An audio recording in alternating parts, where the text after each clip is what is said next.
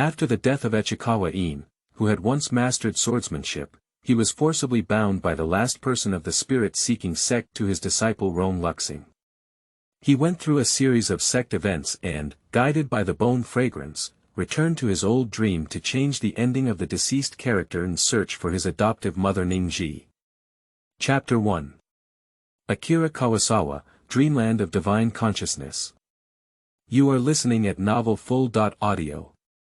In the Kawasaki Mingtu, which covers the major territories of the six realms, the chaotic world battle erupted by the masters of each sect in the six realms to seize cultivation resources and the 600-year-old heavenly spirit and earth treasure, which has lasted for 6 months. At this moment, it is the final moment of decisive battle. The sky is low, dark clouds cover the sun, and the surging flood will submerge the plain, roaring to destroy the 6 realms of civilization replicated in the Kawasaki Akira map. The original land has almost become a vast ocean, and only above the towering mountainside can there be a place for living beings to stand. The cultivators of the Wuxiang sword realm, led by the heavenly Dao sect, used swords as their formation and defended the top of the floating demon mountain. Behind them was a void crack torn open by demon power without any shape to speak of. Several members of the illusionary demon realm clan with beast heads and human bodies were rushing out of this void crack under the command of the leader, attacking the disciples of various immortal sects on the top of the floating demon mountain. As one of the participants in this resource grab battle, the fallen immortal realm demonstrated terrifying abilities that were different from those of other realms when it first participated in the battle. The fallen immortal realm is divided into 2 tribes: immortals and clergy. Since its inception, it has been hidden in the twilight of the sky and does not have any contact with other realms, rarely known to people. It was not until the new leaders of the 2 ethnic groups, Sun and Moon, succeeded to the throne that this regulation was broken and an era of seizing resources and expanding territory began. As soon as they joined the war, they became recognized as strong enemies in the other 5 realms. The main force of the fallen immortal realm in this plundering battle is the divine tribe. The people of this tribe have special abilities and can resist the people of other realms to become their own fighting force. Moreover, the fighting force of the people of other realms is strong, which is feared by the people of other realms. As one of the 2 tribes in the fallen immortal realm, the fairy spirit clan withdrew from the incident and no one participated in the war. In order to get the first share of the battle, the Lord of the Wild Bone Territory, Tengu, was the first to bow down and submit to the throne.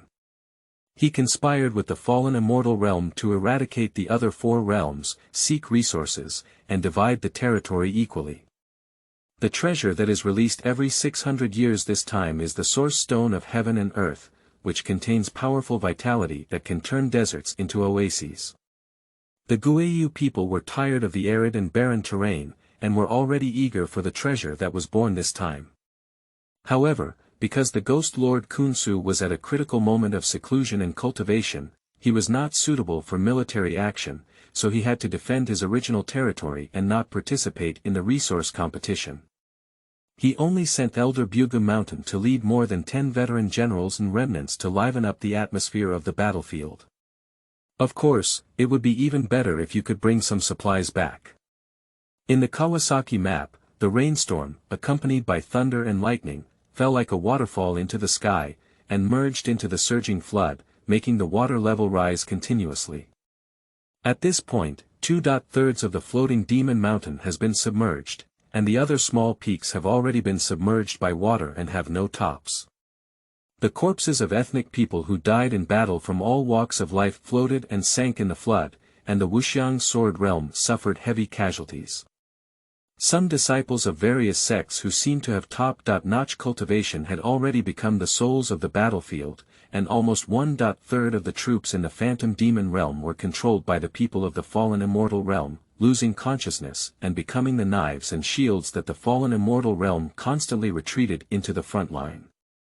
The disciples of various factions in the Wuxiang sword realm, who formed a sword formation on the top of the floating demon mountain, were already exhausted and lacked energy. Under the successive attacks from the fallen immortal realm, the formation was broken, and they were all heavily injured and fell to the ground, making it difficult to support themselves. White Ming, the Jade Demon Lord of the illusionary demon realm, and the unconscious tribe members who were constantly approaching the top of the Chaofu Demon Mountain, couldn't bear it anymore. However, they still led the remaining elite forces of the demon clan to stand ready, and reached a temporary consensus with the injured Wuxiang Sword Realm members to defend themselves on the top of the floating demon mountain. On another ethereal mountain peak, the battle became increasingly fierce. Countless people from the fallen immortal realm surrounded this mountain, while Tengu, as the lord of the wild bone territory, had blood on his face and a severed sword inserted into his chest. Perhaps he had not encountered anyone who could harm him so closely in a long time. At this moment, he was watching with great interest the person kneeling on the ground, leaning on half of the broken sword to straighten his upper body, with a bloodthirsty and crazy smile on his face. And behind that person lay 3 bloodied members of the Wuxiang Sword Realm Heavenly Dao sect, unaware of whether they were alive or dead. The wind followed the shadow and the hair bun scattered, wet and disheveled by the rain mixed with blood stains, sticking to the pale face. His right chest cavity was sunken by a palm strike, and his meridians were almost shattered by this force. Although he had just pierced the vital point of Tengu, he was not able to kill him in one blow, and instead caused his sword, Sichuan Jingming, to shatter.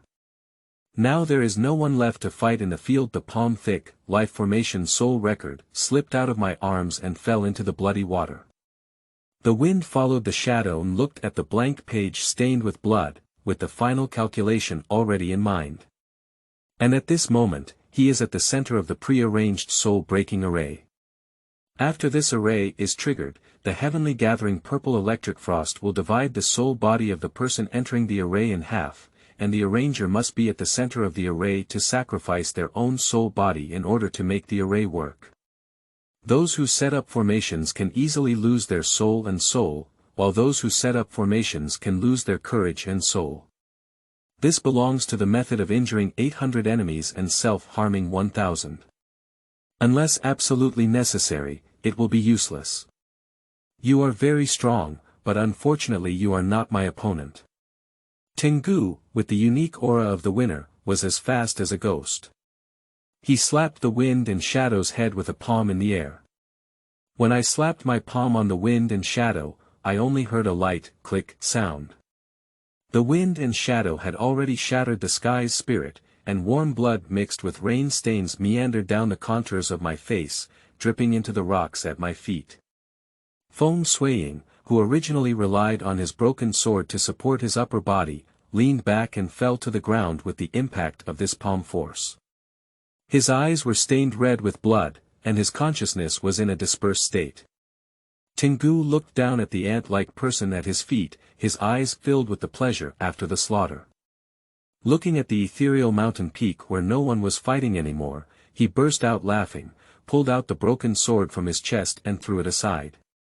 Then he slapped it directly into Feng Shuiying's chest, as if venting his dissatisfaction with being stabbed. At the moment when he was about to lose consciousness, the left finger of the wind hanging on one side with the shadow suddenly moved. Those who sacrifice their souls fear their souls. Those who sacrifice their souls scatter their souls, but those who enter by mistake end their lives.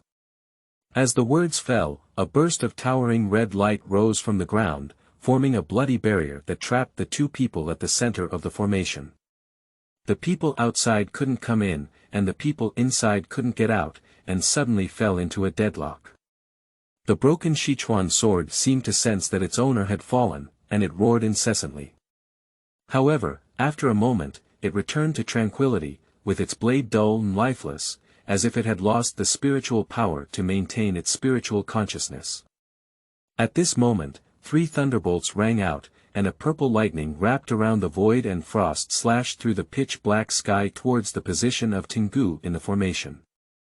Trapped in the formation, Tengu had not yet broken through the shackles of his suppressed body. Purple lightning had already penetrated his body from the top of his head, and countless purple arcs burst out in the formation. With a mournful cry, Tengu's body, which was burnt black by the purple lightning, fell to the ground. A wisp of white smoke floated out of his body, but quickly dissipated without a trace. The blood barrier formed by the formation suddenly shattered, and the enormous power dispersed all the others controlled by the fallen immortal realm on the periphery of the formation. The 3 members of the Heavenly Tao sect who had fallen to the ground before were awakened one after another, shocked by the scene in front of them. Junior brother. The former leader of the Heavenly Tao sect, Du Qinggu, was bathed in blood all over his body. He walked towards the person lying in the pool of blood with both hands and feet. As his hands were about to touch Feng Shuiying's body, countless small purple arcs surrounded him, making it difficult for him to touch him at all. His gaze suddenly fell on the charred corpse beside him, and he was furious. He used his last bit of strength to get up and swing his sword, cutting off Tengu's head. Just now, sitting on the back of the snake, Tenghu, a woman from the desolate and barbarian ethnic group who was sitting in the center of the battlefield, saw the magnificent red light on the misty mountain top, and her mind suddenly became clear that the situation was not good. At present, there was no need to worry about the chaotic battle with the water-scaled heavenly sea. He jumped up from the back of the snake and headed towards the ethereal mountain peak. But before reaching the top of the mountain, a headless, pitch-black corpse rolled down from the top. Looking up, I saw a person standing on the cliff, holding the head of Tengu with a cold sword in his hand, and proudly smiling at the numerous people in the wilderness below. Brother clan. Tenghu suddenly saw this scene and let out a cry of surprise. He angrily charged towards the top of the mountain, vowing to seek revenge. As he was about to rush to Du Qinggu's gate, he saw Du Qinggu throw the head held on his sword towards her direction. The wilderness, which had lost its leader, had no intention of fighting again. Tenghu knew the situation was hopeless, so he gritted his teeth and picked up the body of Tengu, leading the remaining tribe to withdraw from the raid. After losing a portion of the troops in the wilderness, the fallen immortal realm turned to conspire with the water-scale heavenly sea. Meanwhile, Wuxiang's sword realm temporarily collaborated with the phantom demon realm, while Guiyu watched coldly and remained unaffected. The sun and moon rest battle against Yan Yuya, the peak cultivator of the Wuxiang sword realm. The two are evenly matched, and at a critical moment when the outcome is about to be announced, a shameless man secretly intervenes to help the fallen immortal realm. In the end, the 600-year-old Kawasawa Mingtu wins the battle with the fallen immortal realm. The sound of war drums echoed, and as one looked around, corpses were scattered everywhere, a bloody desolation. The fallen immortal realm successfully obtained the heaven and earth source stone, while other realms received other resource compensation based on the number of casualties this time.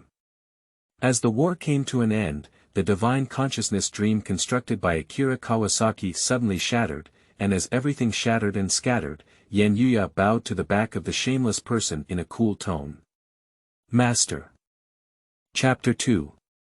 True or Fantasy? You are listening at novelfull.audio.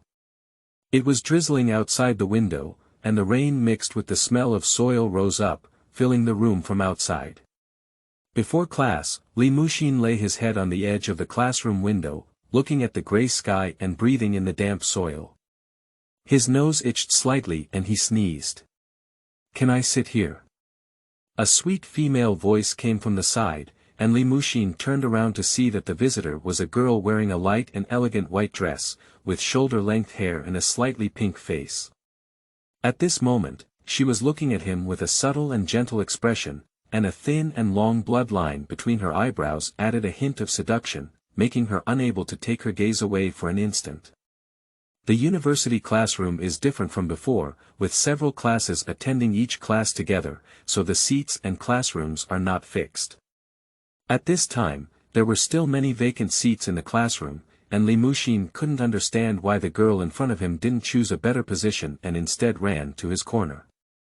But he didn't pay attention to these details either, just smiled calmly and said, "Of course. My name is Lin Susu." The girl smiled faintly at Li Muxin as if completing a task, took out a gourd-shaped notebook from her white shoulder bag, as well as a brush and an inkstone, and began to sharpen the ink without distraction. Those who didn't know thought she was taking a calligraphy class. Li Muxin always felt a bit strange about her, but couldn't say it. Just as he glanced at her, the girl noticed his gaze and instinctively stopped grinding the ink. In an instant, she seemed like a different person, with a cold aura emanating from her whole body, like the cold light projected by a sword under the cold moon, piercing through her bones. Li Muxin felt goosebumps all over his body when the breath froze him. He instinctively averted his gaze and told him that the girl in front of him was very suspicious. Lin Susu seemed to be too lazy to pay attention to what he was thinking in his heart, and lowered her head to continue writing in the notebook. During this time, the two of them never spoke again. The ideological and political teacher was discussing a 79 yuan eyebrow pencil on the podium, and a group of students below were fiercely discussing this matter. The entire classroom atmosphere instantly became lively. Li Muxin remained unmoved and did not join the discussion on whether eyebrow brushes were expensive, just taking notes based on the PowerPoint presentation. The distance between the two was only as far as an adult's forearm. Li Muxin glanced at her, but his gaze seemed to be blocked by an invisible barrier. Apart from the calm and beautiful side face of Lin Susu and the rapidly changing brush strokes, he could not see any words on the notebook. The bell rang for the end of class, and Lin Susu stopped writing in an instant. Her gaze accidentally collided with Li Muxin's, revealing a sense of scrutiny in her eyes, making Li Muxin unable to ignore it if she wanted to. Li Muxin felt a bit uncomfortable being stared at by her.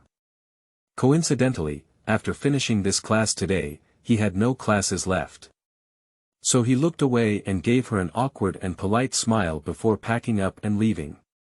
Several male classmates diagonally opposite were twisting the empty plastic bottles with a loud bang.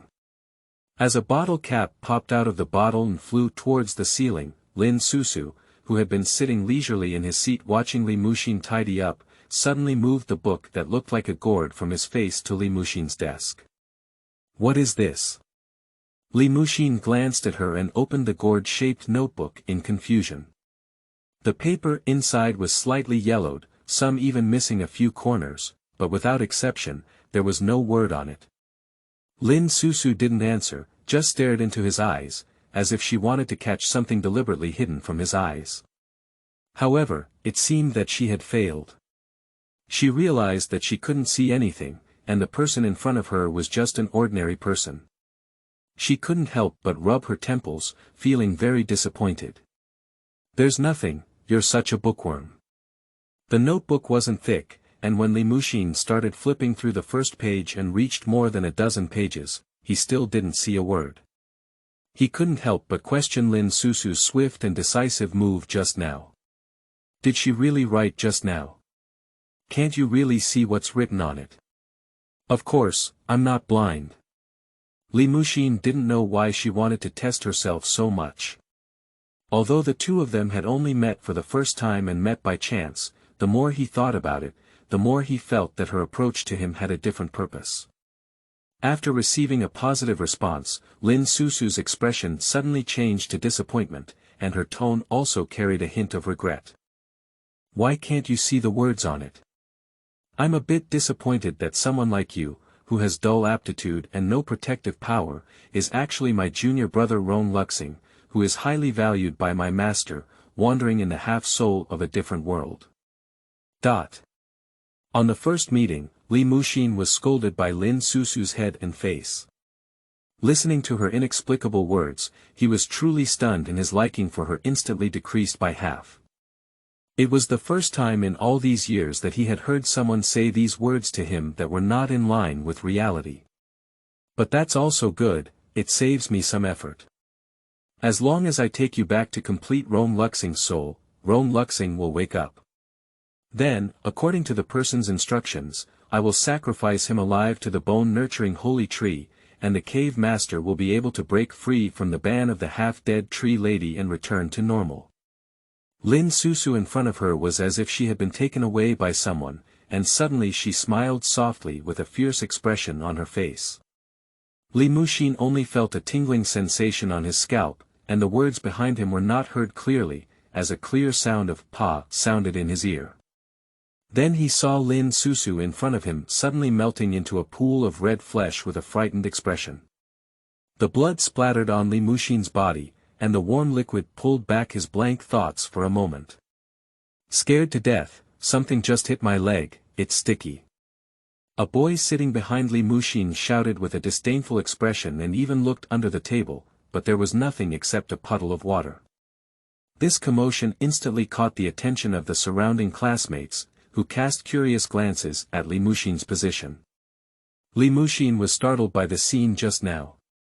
The pale face and the bloody mess on the ground had a great visual impact on him, and he struggled to resist nausea before jumping out of his position.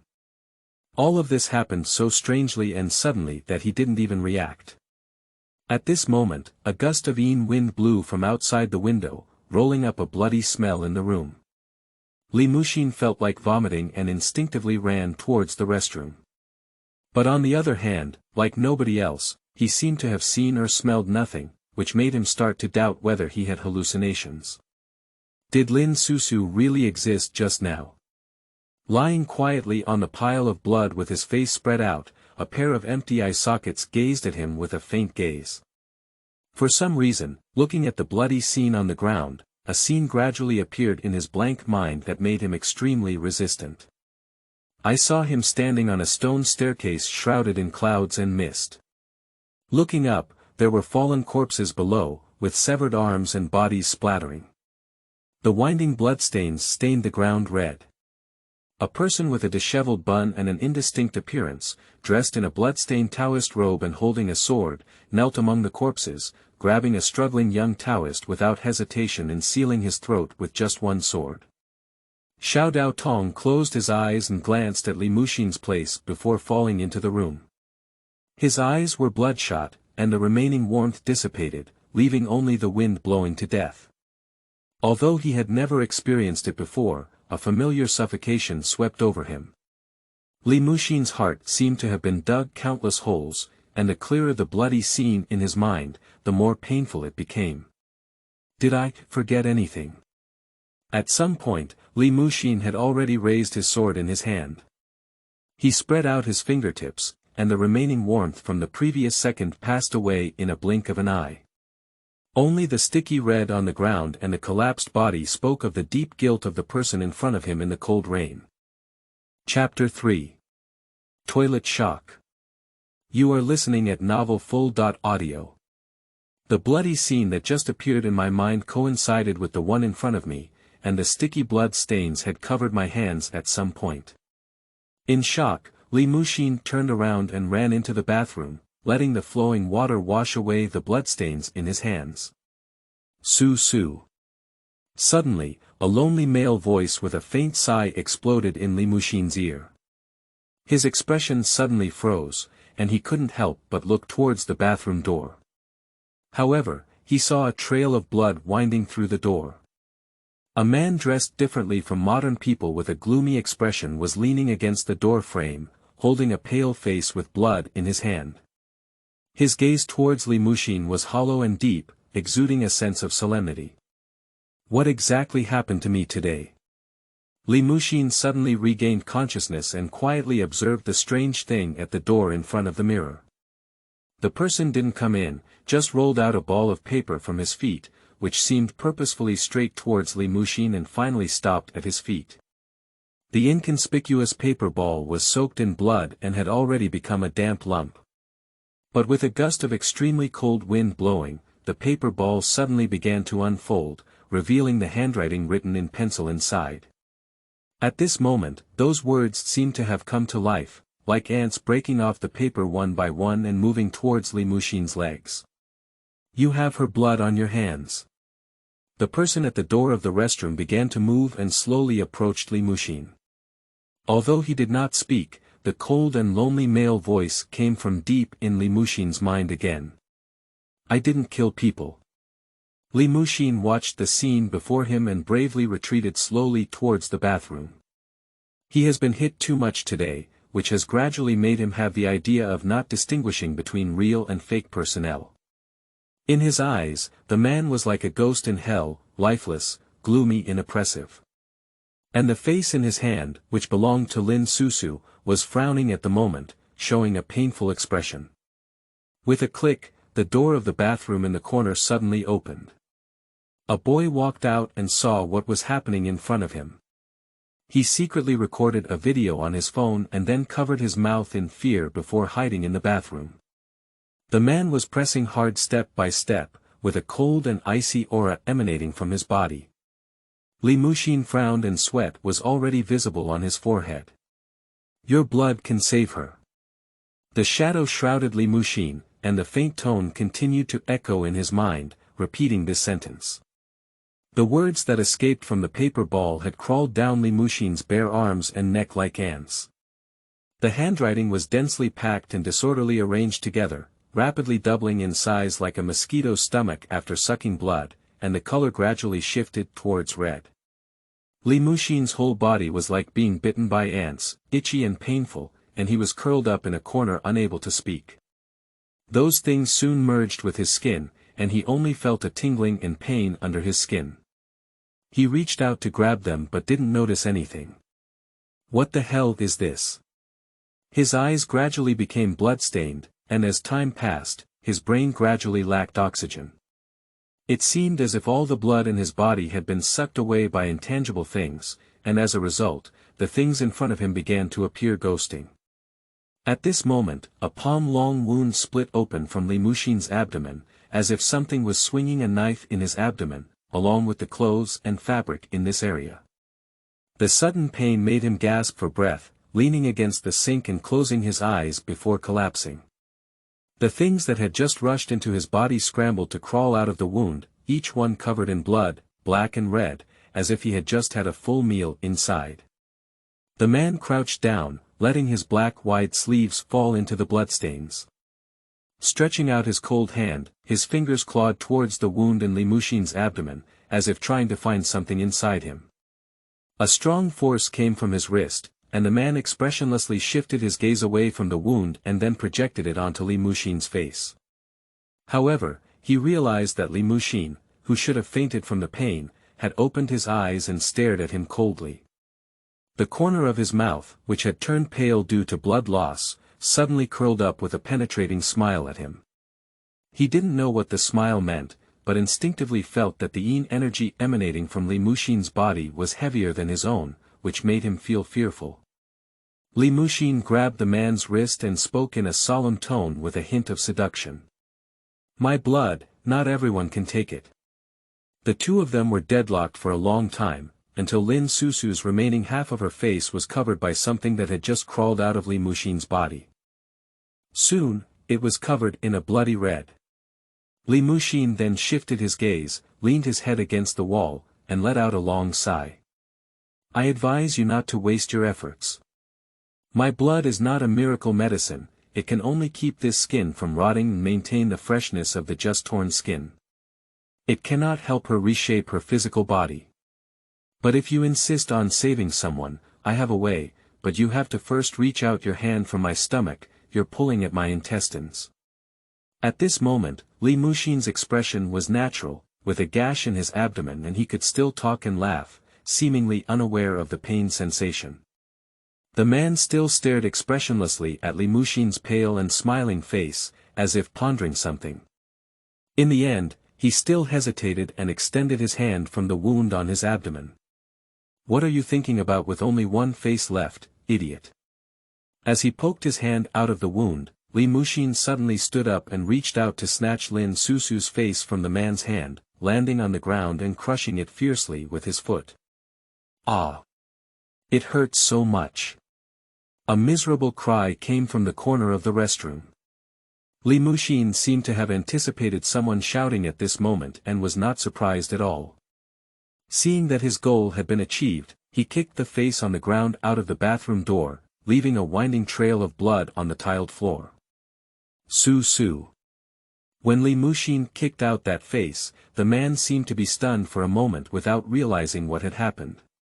When his anger erupted and he was about to strangle Li Muxin's neck on the sink, a mouthful of blood suddenly spat out on his face, allowing his mind to run for a few seconds. The man no longer had an expressionless face, but showed a disdainful expression towards Li Muxin. "Your Su is hiding inside. If you don't go, you won't be able to find it." Li Muxin's gaze turned and he pointed to the innermost toilet compartment. The man walked obediently towards the inside with his face covered in blood. Li Muxin looked at the man's distant figure, and his eyes suddenly dimmed. Fine beads of sweat rolled down his forehead, and he gritted his teeth to hold on so that he wouldn't cry out in pain. At this moment, the abdominal wound is soaked in sweat, the pain is unbearable, and the blood on each hand is touched. He seized the opportunity and covered his abdomen with his hands, struggling with consciousness as he walked towards the bathroom door. "I'm testing, it's over. This kid probably doesn't know everything. He's intentionally messing me, right?" Upon hearing the sound of the door handle being forcefully pulled from outside, Lin Shuang, who was hiding in the restroom, was so frightened that he couldn't even make a sound. He had to cover his face with the red mark on his shoe soles, squat in the corner, open his phone WeChat, and quickly send a WeChat message to the person who noted that he was selling fake medicine. "Master, the escape of the golden cicada failed. I was surrounded by the black ghost who had been following me in the restroom on the 5th floor of the teaching building. Come and save me." After 2 or 3 minutes, a voice message of more than 10 seconds came over, mixed with the sound of shuffling and shouting. "Got it, you hold on for now. Taking advantage of your good luck now, when Master finishes playing this card, your kid also knows that the nigger's hand is black every time he sees it, and Master, I can't control it either." Chapter 4. Transformation. You are listening at novelfull.audio. The restroom seems to have been blindfolded, and the scene inside cannot be seen from the outside. People cannot even enter, and as soon as they enter, they will come out from the door of the nearby women's restroom. When Li Muxin left the restroom, several boys were standing at the door of the women's restroom next to him. Several people looked up at the sign at the door in confusion, clearly unaware of what had happened.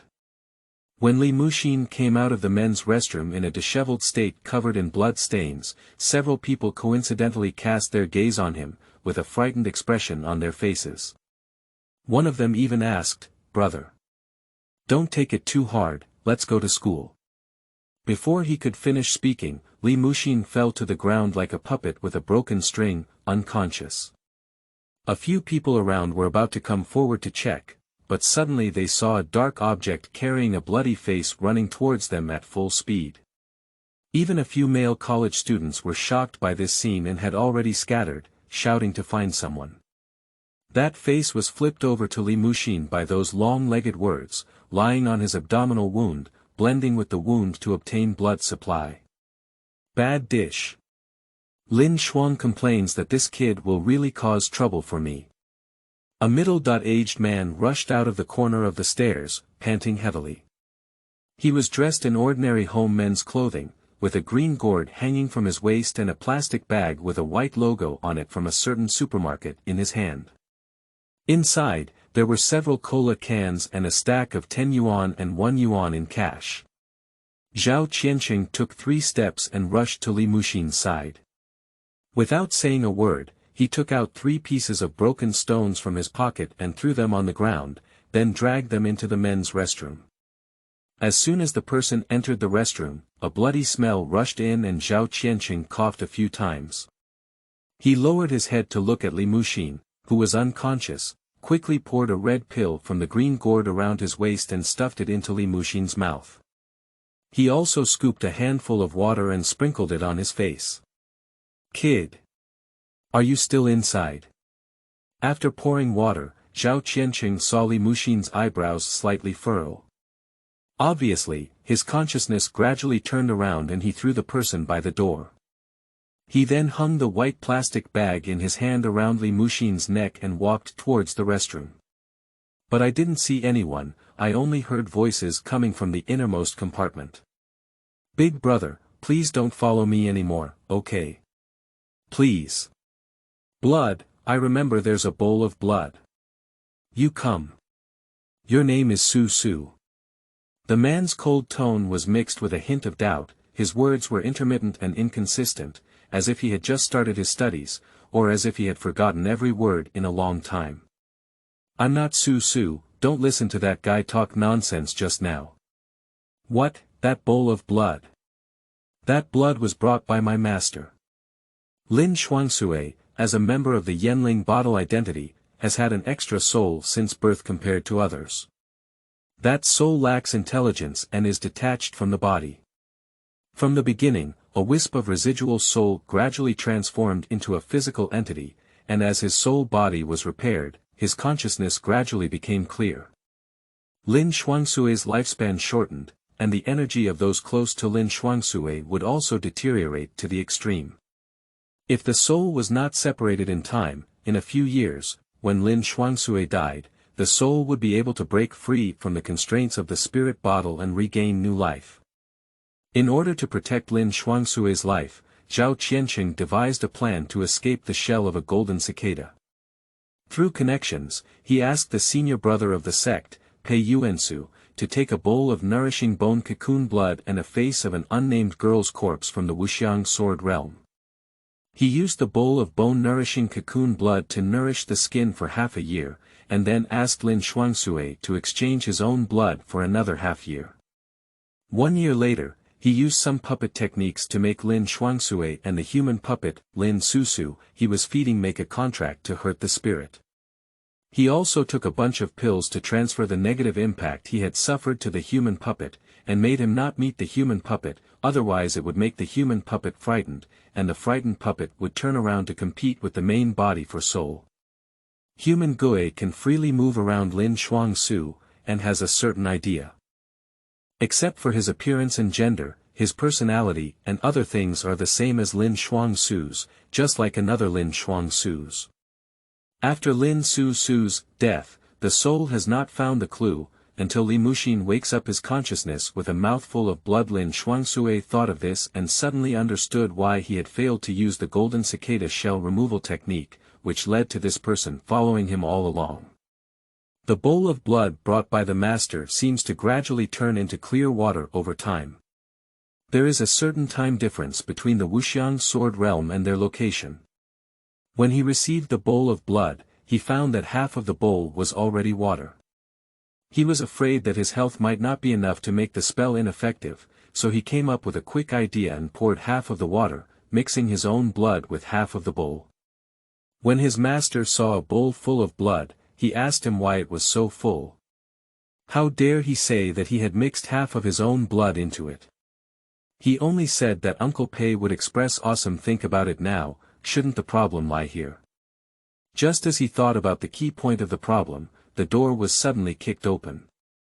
Lin Xuangsue, who was squatting on the ground trembling, saw Zhao Qianqing and his eyes immediately became lively.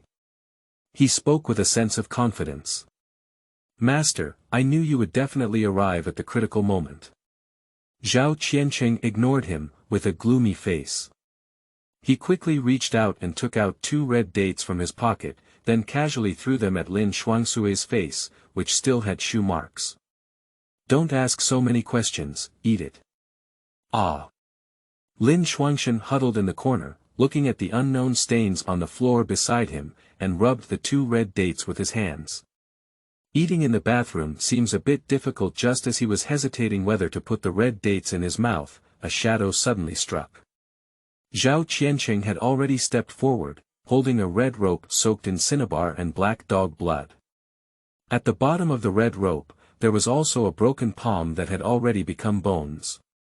At this moment, a chilling chill seeped through the wall, and Lin Xuangsu was already leaning against the wall with his back, causing him to shiver from the cold.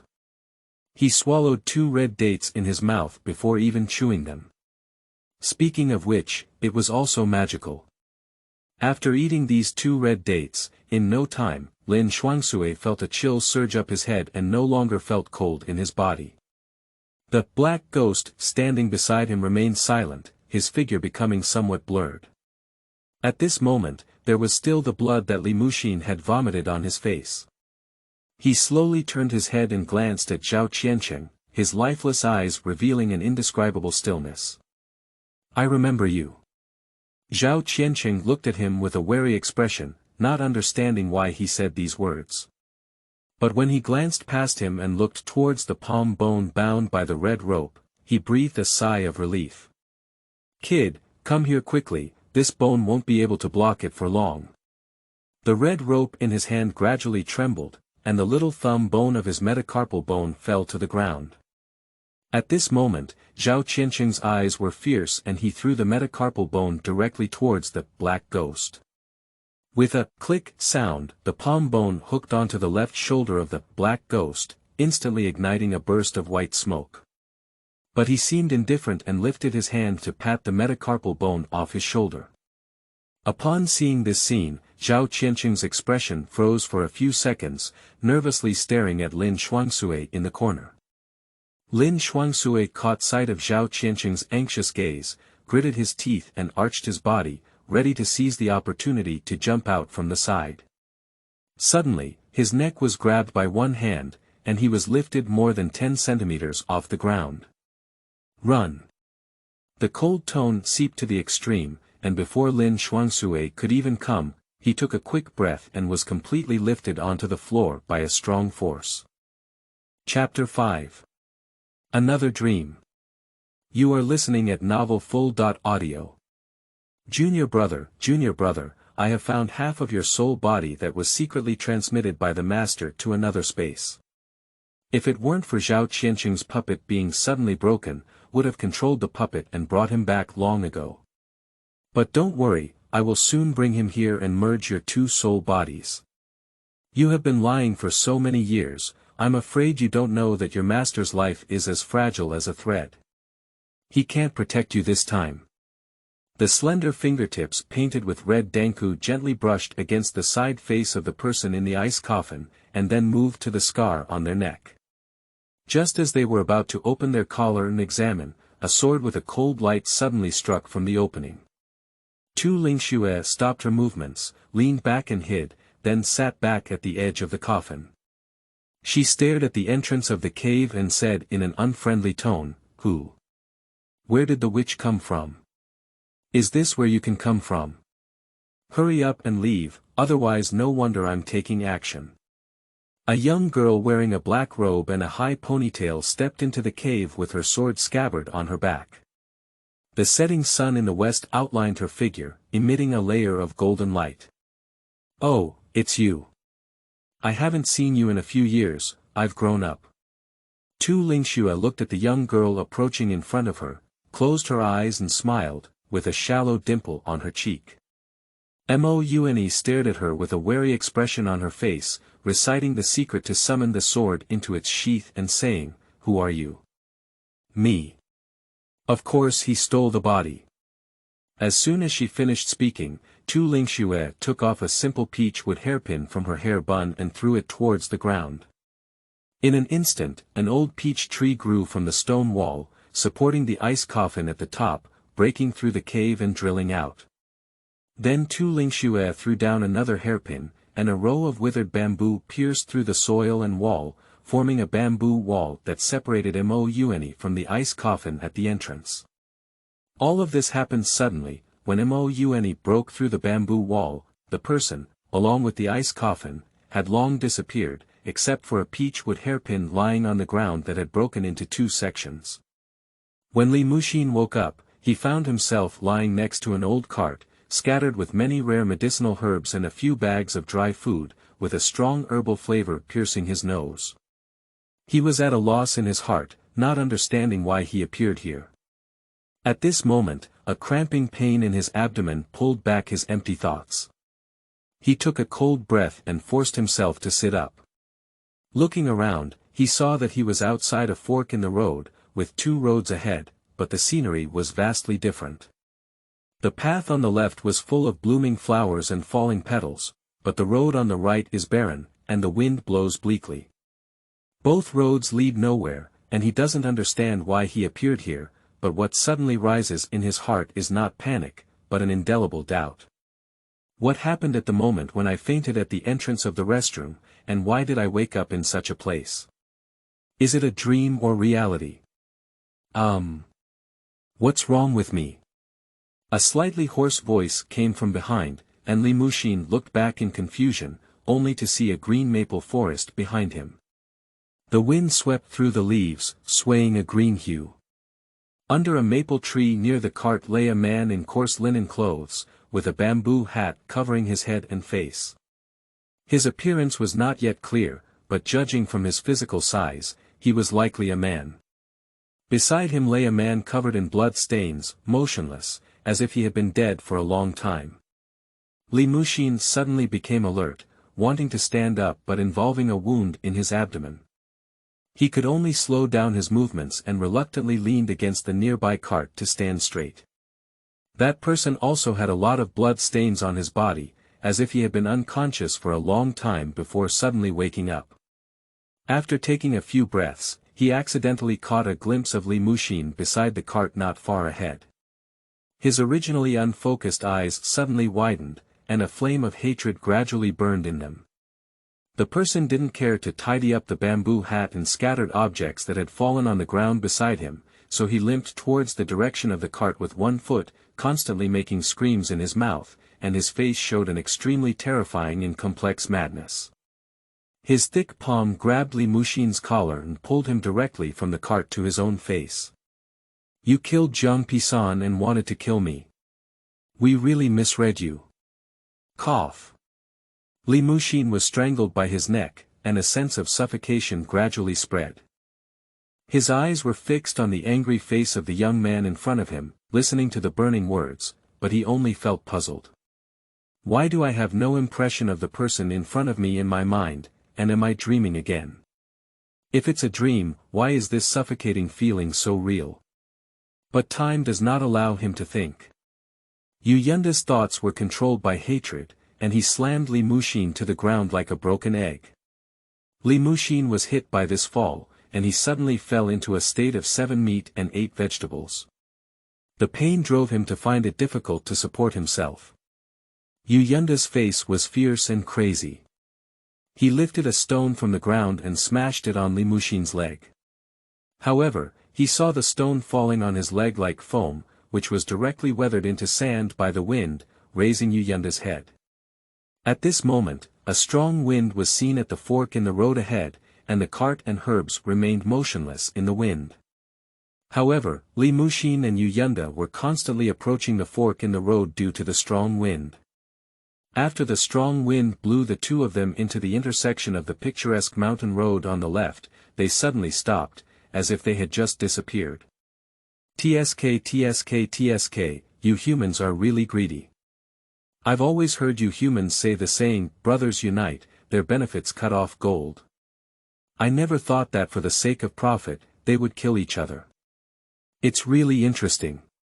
Being able to come here and steal spiritual herbs, I believe you are also some skilled people.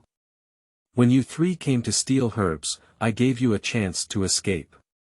It's because you didn't cherish it yourself. Since you love the spiritual grass I cultivate with corpses and blood so much, let's keep it as their nourishment, he he he he. On both sides of the road, there are intricately intertwined rare trees and flowers, and the path meanders deeper and deeper. Occasionally, light green clouds rise from the flowers and trees, and the end is unknown. Both of them were stunned, and a faint fragrance of grass and wood accompanied by a dreamy female voice was coming from the depths of the clouds, which seemed to have a unique effect that made people fall asleep. Yu Yunda, whose eyes were originally blinded by hatred and anger, suddenly fell silent. It was unclear whether he had regained his sanity or seen through life and death. He glanced at Li Muxin, who was standing on the side in a daze, and seemed to be confessing his last words. He spoke in a slightly relieved and sad tone, leaving Li Muxin extremely shocked. Yu Chuanin, when you passed by Luotao village and rescued me and Jiang Pisan from the altar of the half-dead tree granny, I knew that Mai and his lives had long been in your hands. From the day you brought us here to dig herbs, I guessed that this day would come sooner or later, and Jiang Pisan and I would definitely be abandoned by you. To be honest, I was afraid, but if you hadn't saved us at that time, we must have become the sacrifices of the half-dead tree granny. I thought I could take this matter lightly, but when you took our lives, I still hated you. After all, no one wants to die. The people in the village all say that you are a born villain and an abandoned disciple of the Spirit Seeking Sect. Compared to you, Small thugs like Jiang Pisan and I have become easier to get along with in their eyes. But Jiang Pisan and I don't have a fairy-like spiritual root, so we can only be ordinary miserable people. But you are different. You have your own pursuits, and you are not willing to be mediocre. No one is born a bad person, nor is they born naturally good. I know you have your own considerations when it comes to doing things. The world is unpredictable, and if one person is needed to bear the charge of killing in this world. Brother you, I hope that person is not you. The rustling sound of the friction between the branches and leaves of the surrounding exotic flowers and hidden vines is like the crawling of insects and ants, making people's hearts tingle. Li Muxin's brain was in severe pain, as if something was about to come to his mind, but not even a ripple had risen. I don't know who I am anymore. The vine, which was about to rush down from the air, turned into floating leaves like rain as soon as this word was spoken. But I killed a lot of people, forgetting even who I was. Ha ha ha. A burst of uncontrollable madness erupted from Li Muxin's mouth, and a muffled thunder suddenly sounded from the once calm sky. The rare trees and flowers in this area seemed to be startled by the thunder, and suddenly lost their vitality and became dim. Brother you, what's wrong with you? Yu Yunda was startled by the atmosphere in the room and glanced at Li Muxin, who was in a state of madness and constantly pounding his forehead with his hand. The bright light emitted by lightning was as unpredictable as his current mood, wanting to approach but afraid of being accidentally killed, and he couldn't make up his mind for a moment. The sudden attack of vines from behind entangled the unprepared Yu Yunda, directly wrapping it into a cocoon and hanging upside down on the branch. At this moment, the fear of death once again struck my mind, but this time I didn't feel sad, just a little regretful. He looked down through the gap between the vines, only to find that Li Muxin was pinching the neck of a woman in pink. At this moment, a thunderbolt fell on his side, and the branches and leaves were flying. Not only did the vine cocoon that trapped Yu Yunda break, but also the scene in front of him suddenly appeared like a mirror, showing signs of collapse. Dreams, dreams, there is no need to distinguish between reality and illusion. The guilt in your heart for killing will drive you and me to fall into dreams forever. The seductive words of the woman in pink suddenly came to an end here. When a ray of dawn penetrated through the crack, she turned into a pool of ink, accompanied by the disappearance of plants and trees in this place, only the mournful cry of wind, sand, and stones. Yu Yunda looked at the scene before him in disbelief. As he approached Li Muxin, he realized that he had just been replaced by a fallen dead bone, and on the right hand of the dead bone, there was still a green Emperor Shio branch. Chapter 6. Awakening and Turning. You are listening at novelfull.audio.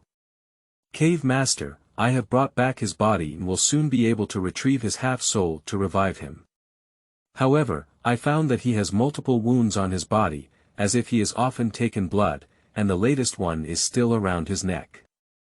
Tu Lingxue pulled the rattan cart and dragged the ice coffin into the flickering cave, bowing to the green-clothed young man lying on the stone platform in front of her with a book covering his head.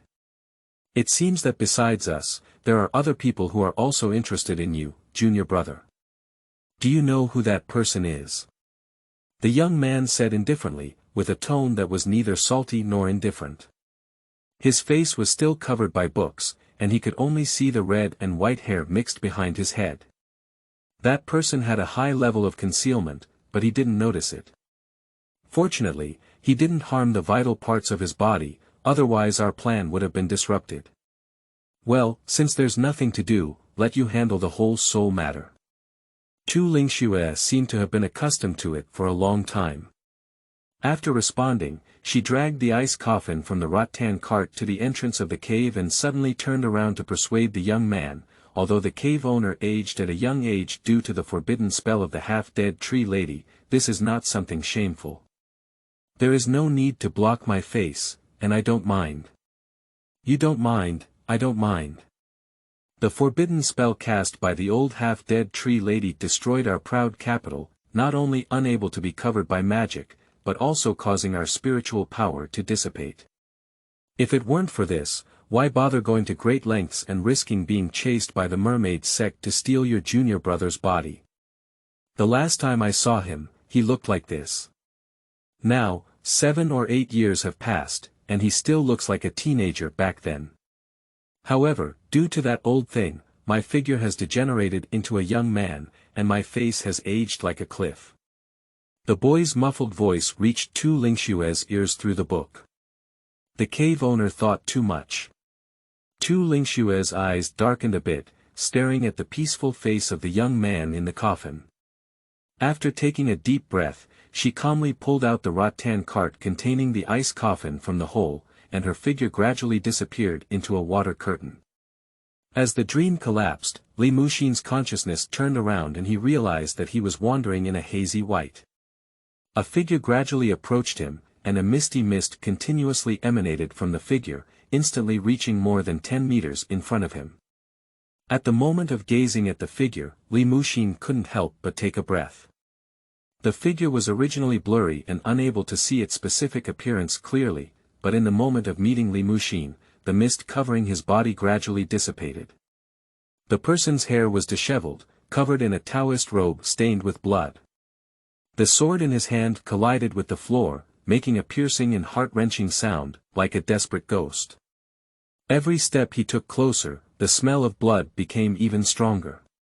The figure originally lowered its head, but in the moment it passed by Li Muxin, their gaze suddenly collided. When Li Muxin saw the person's appearance clearly, he only felt a sword light flash across his neck, and his wide eyes were filled with shock and disbelief. "I am guilty." Deep words came from the figure's mouth, and Li Muxin stared blankly at the figure beside him, his face reflecting in his eyes. There was a faint voice in his ear, and he wanted to open his eyes to see who it was, but found that his eyelids were filled with lead and could no longer be lifted. The Emperor Xiu branch held in his hand turned from fresh green to withered. At the moment of closing his eyes, countless bloody memories broke through the shackles of dust in his mind and appeared before his eyes.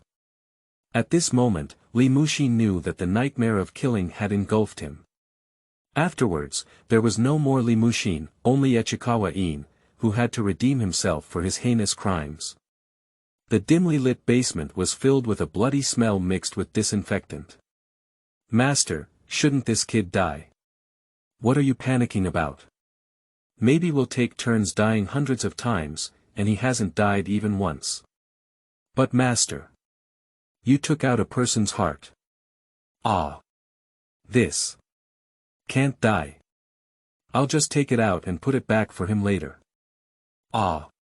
Echikawa Yin lay horizontally on the operating table, his consciousness becoming clearer with the passage of time, and the pain from the wound becoming clearer. However, he could not struggle and could only lie on the operating table as a fish to be slaughtered. Standing on the side, Zhao Qiancheng and Lin Shuangsue were holding surgical knives and forceps, and a beating heart was placed in a tray next to them. "What are you two masters and disciples muttering about there?" A beautiful woman in a purple qipao walked out of the darkness, holding a fragrant fan to cover her face, her eyebrows and eyes full of charming charm. It's nothing. We're carefully checking all the indicators." Zhao Qiancheng's face was full of smiles, and he turned his blood-stained hand behind his back. He took a few steps back, exposing Echikawa Yin's body within Su Zi's line of sight. Suzuki gazed a few times and approached, reaching out to pick up the heart from the tray. After examining it for a few more times, she then glanced at Echikawa Yin's empty chest, her face filled with shock. "No, I asked you to take a rune and test it briefly to see if it was the person that Master Gu had found. You two, master and disciple, will kill me openly. If someone dies, how can I report it back?" Su Zi, who hated the iron for not turning into steel, pointed to the spell stained with blood and water on the side. She was so anxious that she even ignored her image and rolled her eyes at Zhao Qiancheng. Zhao Qiancheng apologized throughout and dared not say anything more. He thought that Su Zi would use some special techniques to fix her heart in this place, but he never thought that her heart was just moving from Su Zi's hand to Yu Chuanin's chest. Zhao Qianqing was amazed by this scene, and he and Lin Xuangsue looked at Su Zi with the same gaze, his face full of emotions and desire. The talisman paper burns without flames. Although it is uncertain whether it is this person or not, this kind of burning situation is indeed special. I will go back and report this matter to the Valley Lord first, and you will take care of it on your behalf. Suzy wiped the blood off Echikawa Yin's clothes and picked up a piece of talisman paper. After observing for a moment, she saw that the situation was within her range, and her slightly furrowed eyebrows finally relaxed completely. My little sister's face, I brought it back. I don't want to hold you too accountable, but I won't let go of Pei Yuansu. Su Zi took the talisman paper and looked at her face drooping on one side of the tray. Her eyes darkened a bit, and she put her face into the wooden box that she had casually transformed into before stepping back into the darkness. After waiting for someone to leave, Zhao Qianqing's tense expression relaxed a little before he picked it up again. I wonder why she suddenly appeared and happened to take care of that nigger for us. It turned out it was because of her face. Senior brother is really good at deceiving people, but in the end, he still ended up deceiving himself. But now it's over. If Tu Lingxue, the witch, discovers that the person she's looking for is not only being treated like this by our master and disciple, but also being targeted by Lingfeng Valley, she's afraid she won't let us go. Master, what should we do now? Don't you have many medicines that claim to be able to revive you after taking them? Give him a few to try. Zhao Qianqing gave him a caring and intellectually disabled look. If those inferior pills he took from his master's divination alchemy furnace could really revive him, he would have made a fortune by selling medicine long ago and would still live in the basement. Lin Xuangsue smiled awkwardly, holding several talismans given by Su Zi in his hand. After glancing at the bloody Echikawa Yin on the operating table, he seemed to feel too bloody, so he moved his gaze away and cast his gaze to a corner on the side. There was a black ghost still covered in blood in the corner, and now Lin Xuangsue finally knew who he was. His name is Yendang, and he is an evil demon that has been transformed by the vengeful souls of many deceased subordinates of the second prince of the phantom demon realm, by Mingwenyu. At this moment, the talisman paper attached to his forehead was slightly raised at a corner, and a cold gaze crossed Lin Xuangshu's figure and cast onto the lifeless body of Echikawa Yin. At this moment, Lin Xuangsue felt only a chilling gaze pass over him and head straight towards the nightmare lamp. At the moment when the two lines of sight met, Lin Xuangsue turned stiffly, only to see that Yu Chuanin's pale hand was now resting on his shoulder. Chapter 7. Burning Soul and Crossing the Realm. You are listening at novelfull.audio. Lin Xuangsue was almost scared to death by Yu Chuanin just now, but he fainted within a few seconds, which made him and Zhao Qianqing sweat hard and dizzy. Master, just now you had a big opening. What are you shaking your hands for now? Looking at the blurry scene in front of him, Lin Xuangshan tilted his eyes towards Zhao Qianqing beside him and couldn't help but lower his voice. There's no anesthetic left. Zhao Qianqing also lowered his voice, holding a medical needle and thread in his hand, and looked at the wound in front of him, unable to move his hand. He's starting to wonder if he really did that long cut now. This is too cruel. Do you want to go to the hospital? Lin Xuangsue stared at Yu Chuanin's half-closed eyes, feeling uneasy inside and feeling like he was frantically probing on the brink of death. The person's heart has been dug out now, and they are still alive and not breathing. They can't finish filming even 7 or 8 episodes of Science. If his family and doctors find out that we were the ones who used the knife, and mistakenly believe that we are selling human organs, then it will be over.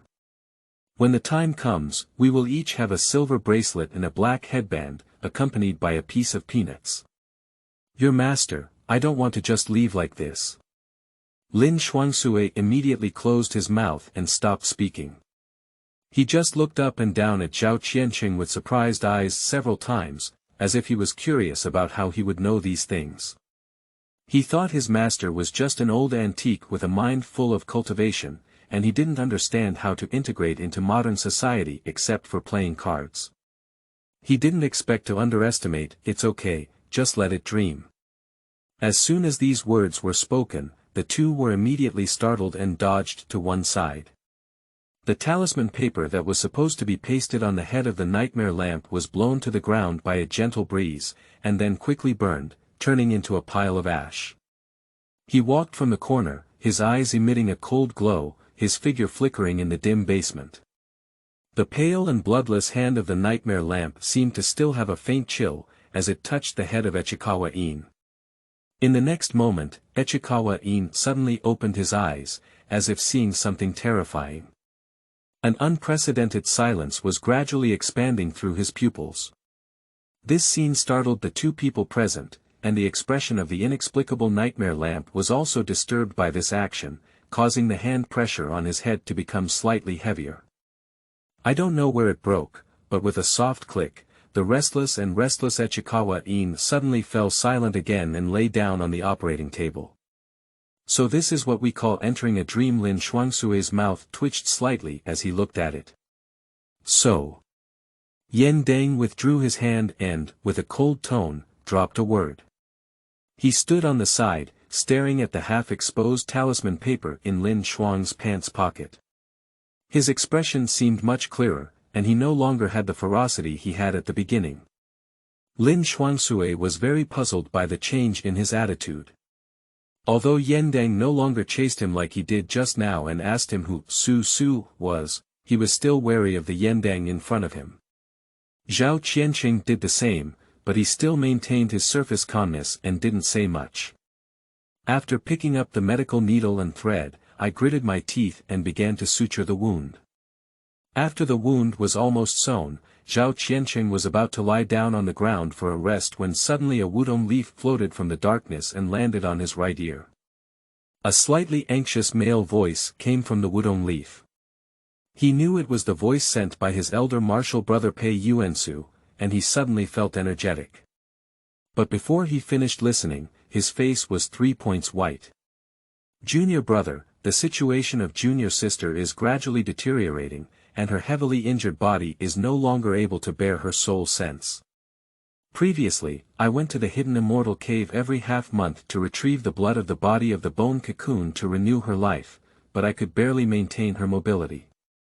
But when I went back this morning, I found that the formation there had been broken and the body had already been stolen. Nowadays, there is a lack of things to sustain life, and junior brothers and sisters will die and disappear at any time. So when are you planning to bring back the Yenling bottle next to you to the sect? Realizing that Zhao Qianqing's face was not looking good, Lin Xuang wiped away the cold sweat that didn't exist on his forehead and leaned in front of him, asking, "Master, what's wrong with you?" "It's okay, you go find a few bags of instant noodles to make." "Your master, I'm starving." Zhao Qianqing crumpled the wudong leaves around his ears into a ball, threw them on the ground, and ground them with his feet. "Oh." Watching Lin Xuangsu leave, Zhao Qianqing clicked. He has only one disciple, but neither can be lost. Just as he was thinking, he suddenly turned his gaze to Echikawa Yin on the operating table. Since the corpse is a bone-raising cocoon, and the blood of the cocoon can sustain life, then the half-soul in front of me, who is Rong Luxing, may also have the same blood. But thinking about it, he reached out and slapped himself again, leaving blood stains on his face. "What do you think? How could you think of exchanging someone else's life for Pu Yu's life? He has already been messed up into this miserable situation, and it's already calculated that he didn't work hard with their master and disciple. But what if you ask him?" Just as he was thinking about it, the nightmare lamp suddenly blocked Zhao Qianqing's gaze towards Yuchuan Yin, with a resolute voice that did not allow anyone to disobey. "If you don't want to die soon, don't think of him." Zhao Qianqing glanced at him a few times and said in a low voice, "Blackie, do you think I'm afraid of you when you regain consciousness?" "Old." Before he could finish speaking, his mouth was instantly covered by Lin Xuangsui's hand covered in sauce from behind, and he dragged it backwards. "Misunderstanding, big brother, don't take it to heart. My master is starving and unconscious." Nightmare lamp. A strong aroma of instant noodles permeated the room, mixed with the sound of rustling and sucking instant noodles. Echikawa Yin woke up from his coma and found himself lying on a wooden bed, covered in a cotton quilt with mandarin ducks playing in the water. Just as he was puzzled, the sound of pots, bowls, ladles, and pots accompanied the screams of Zhao Qiancheng and Lin Shuangsue. Wearing a purple qipao and holding a fragrant fan to cover her face, Su Zi slowly walked towards this place. Behind her, there was a girl in a light blue double-breasted skirt, with a wound sewn on her left and right cheeks, and a white lantern in her hand, which looked extremely penetrating. "Miss Susie, why is it you again? You can come and bring any gifts, it's strange to see others." Zhao Qiancheng rubbed his buttocks and followed Su Zi, his face full of flattery. "Nonsense, currently only the two of us are able to freely enter and exit this place using the burning soul crossing technique. Who else can we be without me?" Su Zi glanced at Echikawa Yin on the bed and said helplessly. "I came this time on behalf of the Valley Master to take the person back. This box contains half by fox fur. Although it is not as good as the shell regeneration of the cocoon-transformed glass monster and the Shoyuan soul tonifying bottle, before you find the cocoon-transformed glass monster or make up your mind to take the life of your precious disciple, I believe Sister Puyu needs this item very much to continue her life at this moment." As Su Zi finished speaking, she stuffed the small black square box she was holding into his hand. "This."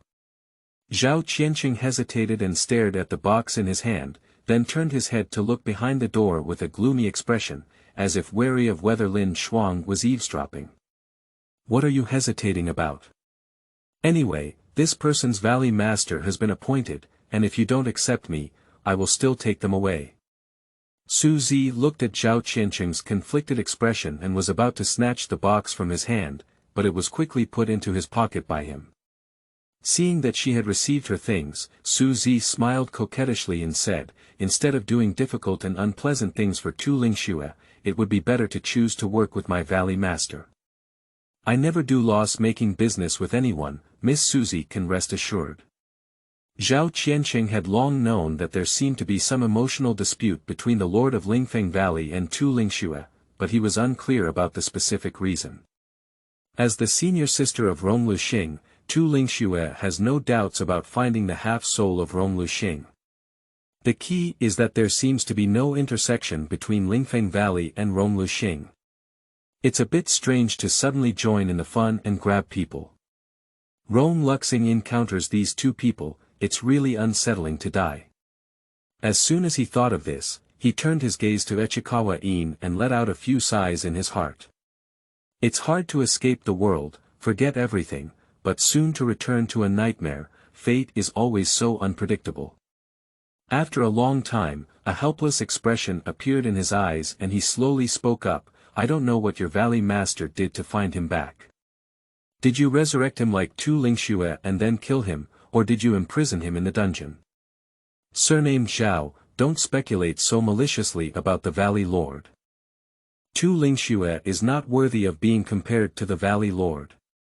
Of course, taking people back is doing what you want to do, you'll know then." Zhao Qiancheng choked on Su Zi's suddenly inappropriate tone, and suddenly felt goosebumps fall off the ground. About 3 meters away from the head of the bed, Su Zi stopped and gave a strange glance at Yuchuan Yin, with a playful pity in her eyes. Surprisingly, it was her at the moment when Echikawa Yin saw Suzuki, memories that had already been sealed kept churning in her mind. At this moment, flames, blood, and cries of slaughter all came one after another, as if tearing him to pieces. That was the beginning of his bloodthirsty streak, and it was also a past he dared not recall. "Why haven't you died yet?" Echikawa Yin couldn't understand why he, who had taken countless fresh lives from his hands, still existed in this world. Who was going to push him back into this vast world?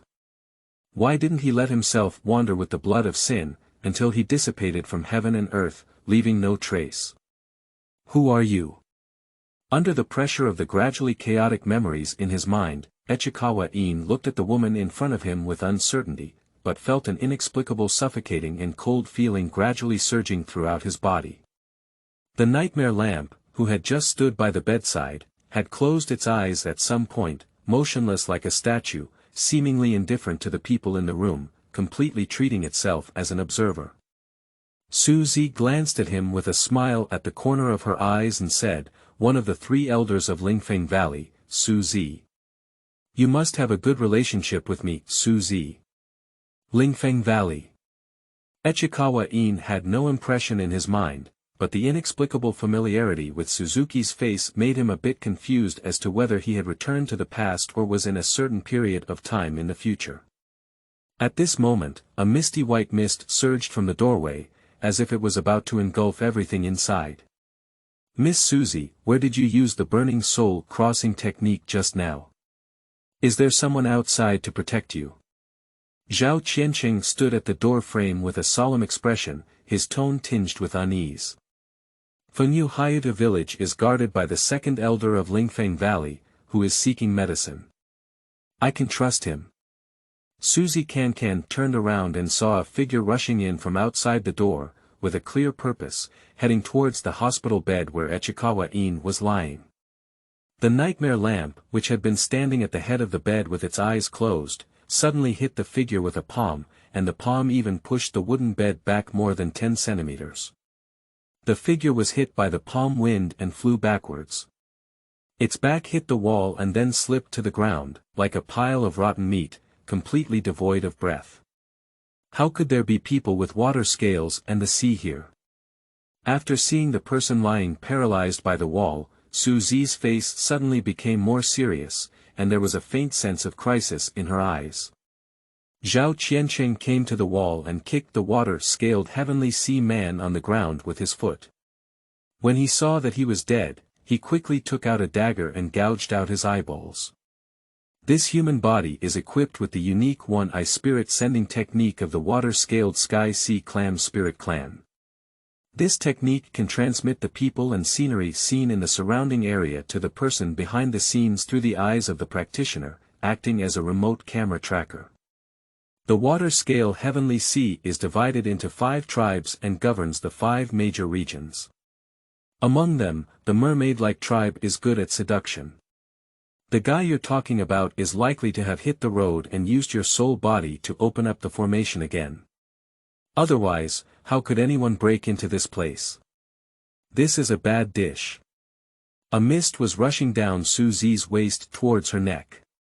At this moment, her body gradually became transparent, and Lin Susu, who was following her, lost her soul power support and fell directly into the mist.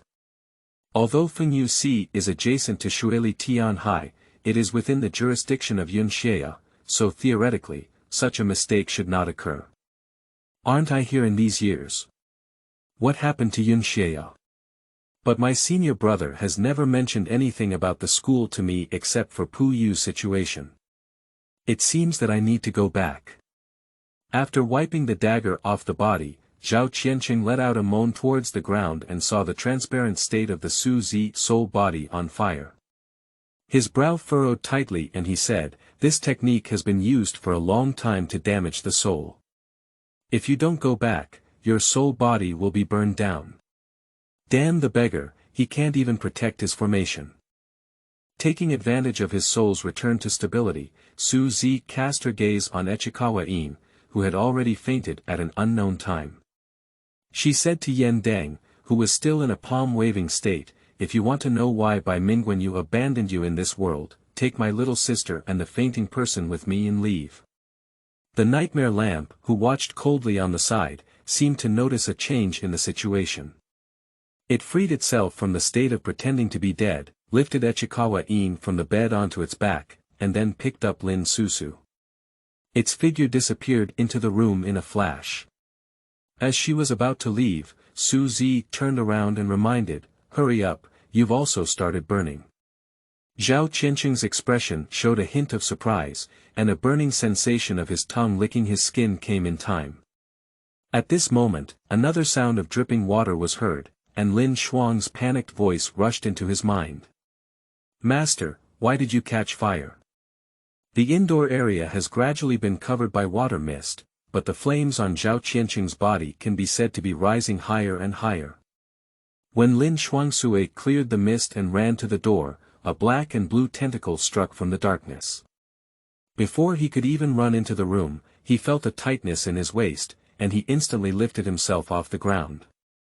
He was dragged towards the darkness, causing the surrounding mist to roll up. The sound of pots and pans being knocked over echoed, and there were also faint waves crashing on the shore. The salty seawater had spread to his knees, and Lin Xuangsui was entangled by a tentacle. He drank a belly full of seawater with his whole face facing down. Just as his consciousness was lost, he only heard a loud shout. Zhao Qianqing jumped up to him and pulled out a piece of silk cloth from the air, accurately smashing it on Lin Xuangsui's forehead.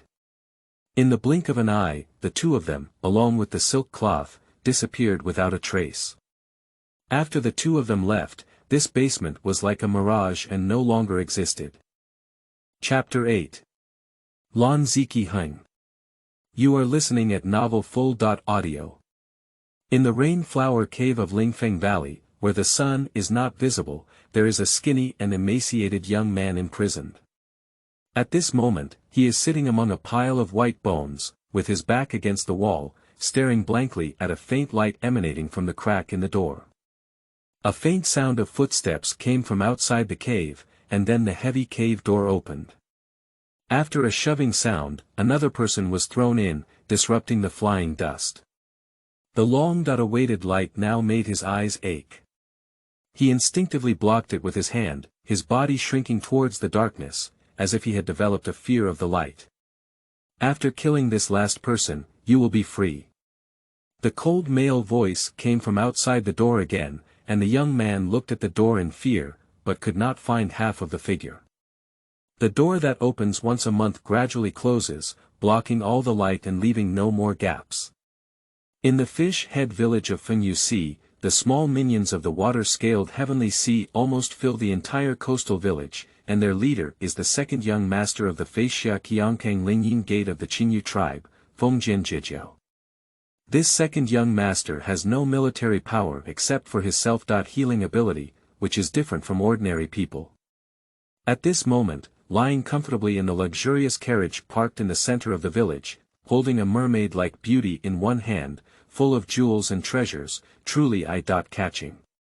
The first time the young master led an army, he captured this village. He was so talented and strategic that he was ridiculed.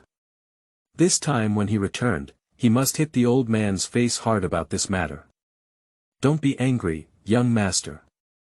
Come and have a preserved fruit, young master, take a sip of wine, you two still understand me. The two women around him are from the mermaid-like tribe, not only beautiful in appearance but also good at observing words and expressions. They sweetly talk and give him a bunch of things. Just as he was feeling drowsy and full of food and drink, a thunderous thunderbolt exploded outside the carriage, causing a cloud of dust and mist to rise around the carriage. He couldn't see anything, which startled away most of his fatigue. Lan Zeqi Heng, what's going on?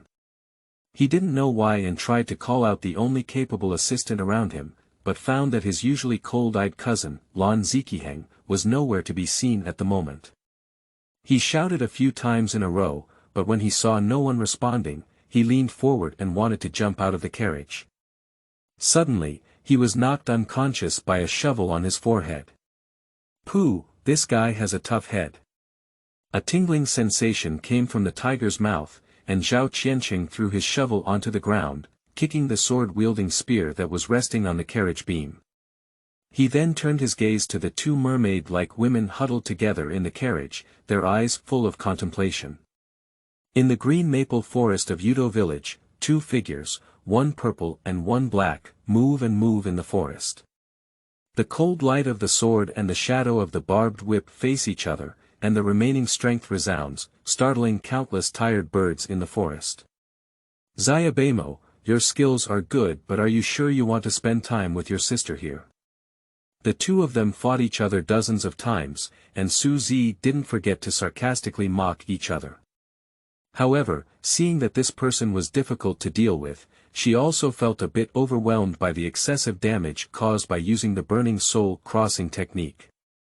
Helplessly, after a false move, he seized the opportunity and used the power of his cane whip to climb over the treetop 2 meters away, taking the opportunity to widen the distance between the two. At this moment, Zhao Qianqing suddenly appeared from a cluster of grass, throwing 2 heads and gesturing OK to Su Zi. The young man, dressed in a black robe, coldly withdrew his sword and casually inserted it into the ground, watching the two of them play riddles in front of him. Oh! What do you mean by this? 2 heads fell to the ground and rolled to Lan Zikiheng's feet with a gurgling sound. After recognizing the 2 women, he didn't care if it was true or false. He directly picked out the heads with the tip of his sword, without even looking at them, as if he was very disgusted. It's not very interesting, I just want to tell you that your master is in our hands now. Those who are sensible should quickly release the captured villagers and roll back to their hometown with those stinky fish and shrimp. Otherwise, I can't guarantee that this master will do anything outrageous to your master. Su Zi raised her hand and slightly pointed to Zhao Qianqing, who had thrown his head aside and then leaned against a tree trunk to watch a play. Her purple qipao looked tattered due to the recent fight, but she didn't care at all. She held a slender green vine whip in her hand and stared at the young man in Xuani a few meters away with a smile on her face. He's not even worth it. As the words fell, Lan Zikiheng suddenly wielded her sword and launched a move. The sword's shadow, carrying the cold air of emptiness, came towards her. Su Zi was stunned for a moment, and the sword energy was already attacking her body. She wanted to use her moves to block each other, but she had already lost the opportunity. In an instant, she was engulfed by the forest sword energy. The body was severely injured, with old injuries adding new ones, and blood immediately overflowed from the mouth. I didn't expect you to even beat women, so you really have a dark heart and spicy hands. The tip of the sword turned towards Zhao Qianqing, and in the midst of the raging sword energy, Zhao Qianqing showed disdain towards the person in front of him for his sneak attack. He sarcastically remarked, but was surprised by the inexplicable burst of energy from the person in front of him. He forcefully lifted a palm that barely matched the force coming from the attack. However, due to the rapid improvement of the elemental skill, his internal power became void, causing his body, which had already been backfired by the burning soul crossing technique, to be severely injured by the hidden energy in the sword energy again, and he was defeated. If you don't talk about martial ethics, just slaughter me on the spot if you have the guts. Zhao Qianqing's lips were bleeding and he collapsed in the grass, looking as if he had sacrificed himself generously. Lan Zikiheng turned a deaf ear to Zhao Qianqing's words, glanced at him, and calmly sheathed her sword, carrying it on her back. So you're such a powerful kid, hiding quite deep. It seems that it's not unreasonable for that guy who begged for medicine to switch sides when he's on the battlefield.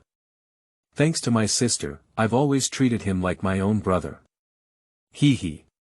Su Zi looked at Lan Zikiheng's suddenly motionless appearance and knew that he would not kill anyone for the time being. He no longer resisted and lay directly on the yellow soil, covering his heart in coughing blood, looking weak. When talking about the person seeking medicine, there was still a hint of disappointment on his face at the right time. The second elder of Lingfeng Valley, who was following the sound of fighting, was now limping towards this side as he begged for medicine. Standing outside the battlefield of the 3 of them, hearing Su Zi's words, even if he wore a fierce and evil ghost face mask, his embarrassment could be seen from the mask at this moment. He didn't turn his back on the battlefield. It's clear that he was hit several miles by the person in black, and now he's just dragging his injured body back. After seeing Lan Zikiheng beating the person to the ground, she suddenly stared at Su Zi and remained motionless, saying nothing like a piece of wood. Zhao Qianqing and Su Zi immediately looked at each other. Shouldn't he take a liking to you, right? Zhao Qianqing, still feeling weak, made a joke and was given a white glance by Su Zi Bai. Although I like the white-haired one, he has been specially cultivated, and the emotionless killing machine is not my cup of tea. Su Zi may have suffered a severe injury, and after speaking, she felt chest tightness and shortness of breath. She vomited a large mouthful of blood on the ground. The medicine seeker hidden behind the tree trunk on the side clearly did not know what was happening in front of him, so he had to endure the pain and patiently observe, not daring to go out rashly. Just as Zhi and the three of them were each holding their own thoughts and dared not act recklessly, they suddenly saw Heng fall to the ground without any warning, her face turning pale, as if she had fainted. The sword on his back turned into a wisp of flowing light and smoke, sweeping towards the direction of the water scale, the sky, and the sea, disappearing in an instant. As they watched the scene before them, Zhi and Zhao Qianqing, who had been beaten up, suddenly had a question mark on their faces. Only the medicine seeker hiding behind the tree, who remained silent, noticed the abnormality. As soon as the person seeking medicine emerged from behind the tree, his figure was immediately targeted by Zhao Qianqing and Zhi. "You're such a medicine seeker. How dare you leave your duty without permission? Wait for me to report back to the Valley Master that there are good fruits to eat." Zhi wiped away the blood stains from the corners of her mouth with her hand and back. Just as she was about to get up from the ground, she blocked her heart in one breath and let out a muffled groan. She had to glare at the person seeking the medicine fiercely to express her dissatisfaction. "This is a misunderstanding, I will explain it to the Valley Master myself." The medicine seeker struggled to suppress the injuries inside his body, glanced at Zhi and the two others who had suffered different injuries in the field, and then turned his gaze to Heng lying horizontally on the ground. "This person doesn't look much younger than the Valley Master, but his martial arts are quite powerful. Although I can't tell the origin of the martial arts he used just now, they are vaguely from the same school as the one who seriously injured the Valley Master back then. It seems that both of you have no injuries, only your internal organs have been damaged. This shows that his sword moves are intended to damage the internal organs and take people's lives in an instant, not on the surface. But he should have had some control just now, otherwise both of you will have to lose your lives. And his sword moves that kill without leaving a trace are likely related to his inability to see blood," said the person seeking medicine, pointing to the pool of blood spit out by Zhi. "In theory, he knows his own weaknesses. If he doesn't intend to kill, it's likely to only make you two lose your fighting power and won't cause you two to vomit blood. He probably didn't expect that you two had previously experienced the backlash of the burning soul and crossing the realm technique, combined with his 3 parts of damage energy blending together, which led to this unexpected occurrence. No wonder you, this guy, would collapse on the spot. Cough. I mean, no wonder this guy has such explosive power. It must have been him who almost deposed the Valley Master back then." Zhi wanted to make a few teasing remarks about the medicine seeker, but when Ling Buting saw his cold gaze hidden behind the ghost face mask, she changed her tune. "If I had known he had fainted blood earlier, I wouldn't have suffered such an injury." Upon hearing this, Zhao Qianqing leaned against the trunk of a tree and pointed to the silent Heng on the ground, grinning in pain. "This white hair comes from the water-scaled heavenly sea. Although we don't know which tribe it is, our relationship with them has long been rotten. With his military prowess, he may become a threat to us in the future. Take advantage of him fainting, you two should tell us what to do. Anyway, I'm going to beat him up first. Take this person back and give it to the Valley Master for judgment." The medicine seeker glanced at Heng on the ground, paused, and then turned his gaze to Zhi. "Where is the person you brought back, Valley Master?" But she didn't know what kind of wind she was taking, and she replied to him in a sweet voice, covering her heart. She even gave him a glare. "Don't worry, the people of Gu are staying well in the cicada silk clean book, but they are now injured and have no strength to open it." The person seeking medicine seemed to have thought of something, and with a cold expression, he touched his arm. He then walked 8 steps away from Zhi, not wanting to have too much contact with her. Just as the 3 of them were tying up Heng and about to leave, they heard a crane crowing from the clouds. A woman in green clothes wielding a long chain plucked the cloud and wielded her sword, waiting for it to land. Her sword turned into a white crane, following her step by step, as if heading towards the 3 of them. From a long distance, the medicine seeker recognized the woman in green clothes holding a long chain at a glance and said, "I didn't expect it to be Fu Lanqi, the head of the Bitong Peak of the Heavenly Tao sect. I heard that she had set up the yin-yang reincarnation formation in the hidden immortal cave, which was guarded by the mermaid sect members in turns. And she was the junior sister of the Rong Luxing master Feng Shuiying. It seems that she had noticed something unusual and came here. Their relationship is really chaotic," Zhao Qianqing yawned in boredom. "The Valley Master first stated that we should not conflict with the people of the Heavenly Tao sect, so let's withdraw first." Su Zi spoke, gritted her teeth, and forcefully supported her injured body to open the Chanwan Pure Book again. The medicine seeker beside him looked at Su Zi's pale face thoughtfully and said nothing.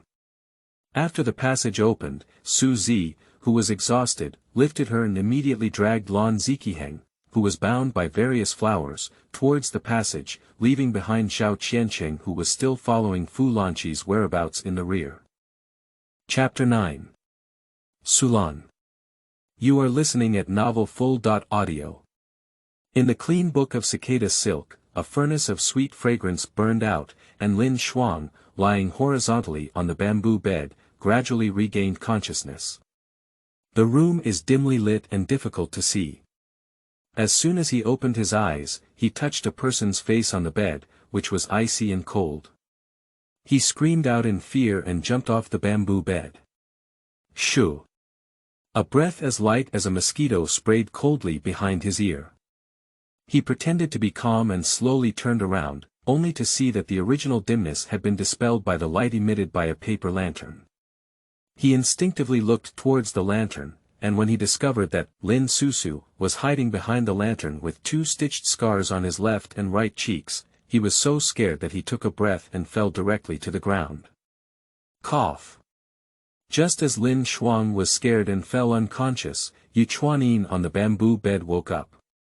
As he was looking towards the lantern, the candles inside the lantern happened to go out, and a cool breeze blew away the remaining sweet fragrance in his nose. The surroundings were once again shrouded in darkness, and the injuries on the body seemed to gradually improve due to the fragrance. After feeling no pain in his body, he groped up and had just taken a few steps off the ground when he tripped over something and knocked his head hard towards the floor. Sister. Sulan, who was originally hiding a lantern in the darkness, suddenly lit it up and walked towards the door. The heavy wooden door was opened by a strong wind, blowing out the lantern held in Sulan's hand. The light penetrating from outside seemed to tear apart the dim space. Master! Master! At this moment, Lin Shuangsue, who had already passed out of consciousness, woke up leisurely again. After looking around in confusion, he suddenly fixed his gaze on Zhao Qianqing, who was covered in yellow soil and blood stains outside the door. At this moment, his originally confused expression suddenly became uplifted, and he got up and ran towards Zhao Qianqing's side. Who is this? After the beggar helped Su Zi, who had weak limbs, onto the bamboo chair beside him, he looked at the young man dressed strangely for no apparent reason. I noticed that Lin Shuangsue was hiding behind Zhao Qianqing with a wary expression on his face, staring at me with a fearful expression. It seemed that the young man in front of me had a funny reaction, and I couldn't help but sneer. He is my new apprentice. Zhao Qianqing pulled out Lin Shuangsu, who was hiding behind him, and patted him on the shoulder. This is the second elder of Lingfeng Valley who begged for medicine. Don't look at him wearing a fierce ghost face mask all day. In fact, he is not at all fierce. What are you afraid of? Let me straighten my back. He he he he. At this moment, Sulan, who had 2 stitched scars on her left and right cheeks, suddenly appeared in front of Lin Shuangsue, holding an extinguished white lantern. She then reached out her pale and cold hand to touch his cheek, and her originally tightly closed eyes suddenly opened a small slit. After realizing something was wrong behind him, Zhao Qianqing pulled Lin Shuangsue, who had already stood still, behind him. With his right hand, he wiped the green gourd around his waist and pulled out a piece of red rope. What are you doing? Just as the red rope was about to wrap around Sulan's neck, Su Zi stared at Zhao Qianqing with puzzled eyes, her tone gradually becoming cold. I have to ask your little sister. The atmosphere between the scenes gradually became suppressed as a result of the interlude. The medicine seeker looked at the two of them with swords and crossbows in tension, and reluctantly became a mediator, condensing a spiritual power into Sulan's body. Sulan, whose eyes had originally opened a gap, suddenly closed them again and stood obediently in place. The white lantern in her hand began to emit a warm yellow candlelight. She is Sulan, the younger sister of Su Zi. She was deceived into believing in a fallen man from the immortal realm and was taken to the Xianshu Jilling platform to trade with the three questions immortal god, resulting in the separation of her body and soul. Her remaining soul can only be fostered in this lantern. Your disciple has a special physique, so she should have wanted to take her body. But it seems that your disciple's body is still occupied by another powerful demon. If you don't solve it in time, you may die soon. Upon hearing the word evil demon, Zhao Qianqing suddenly thought of the nightmare lamp, but after looking around, he did not see him. Of course I know this, I don't need you to remind me. Seeing that Sulan had no ill intentions, Zhao Qianqing put away the red rope around his waist. Lin Xuangsue on the side seemed to be influenced by Sulan just now, and his eyes rolled and he fainted again. Is he the person you brought back to Gujuju?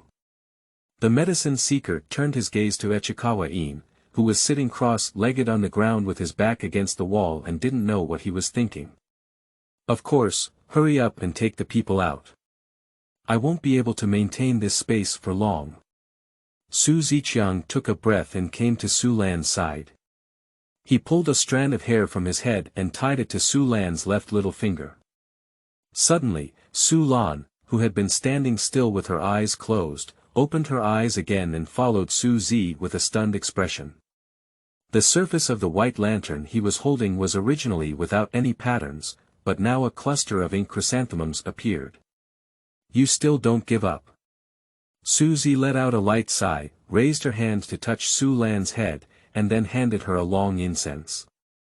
You ignite this incense to awaken those three people. Sister.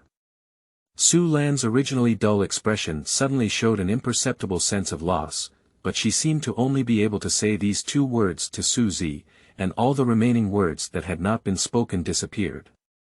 Su Zi remained indifferent to this and her expression suddenly became a bit stern. Please recognize reality, little sister. Do you know where the tree-sending spirit platform is? What kind of deal did he make with the three asking immortals when he took you there? Now that you have passed away, he has found the one he loves in this life. You still remember this person, as your sister, I feel cold for you.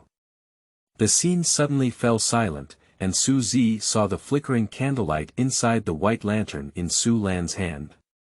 She knew that her remaining soul was struggling inside, wanting to break free from its constraints. You. Su Zi, who noticed this abnormality, seemed to be breathing heavily, blocking her chest in one breath and not moving up or down.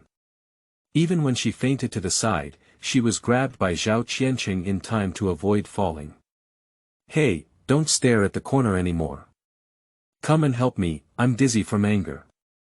The person seeking medicine withdrew his gaze from Li Muxin and turned to look at the gradually fading white lantern in Sulan's hand. With a clear understanding, he came to Zhao Qianqing and helped Su Zi, who had fainted, up with one hand. This space is supported by Su Zi's spiritual power, and now she is unconscious, I'm afraid she won't be able to hold on for long. Zhao Qianqing wiped off his weak sweat and turned his head to see Zeqi Heng lying at the door. Suddenly, he patted his thigh and said, I almost forgot. The white hair lying at the door and three of his accomplices were trapped here. Su Zi had trapped the three of them in a dream, and without that fragrance, they might not be able to wake up. As soon as Zhao Qianqing spoke, Sulan suddenly moved and the long fragrance in her hand fell to the ground. The person begging for medicine picked up this item and handed it to Zhao Qianqing. He said succinctly, You go. Chapter 10. Fengjian Pavilion. You are listening at Novel Full.audio. As the evening glow slanted over the sea of clouds, a stream of flowing light and smoke swept over the vast sea of clouds and headed straight towards the Fengjian Pavilion on the lonely peak of the moon cliff. At the moment when the flowing light and smoke entered the pavilion, it suddenly turned into a silver-white long sword and fell into the pile of swords inside the sealed sword pavilion. The wind chimes made of shells hanging on the eaves of the pavilion suddenly made a crisp sound at the moment when the sword was formed.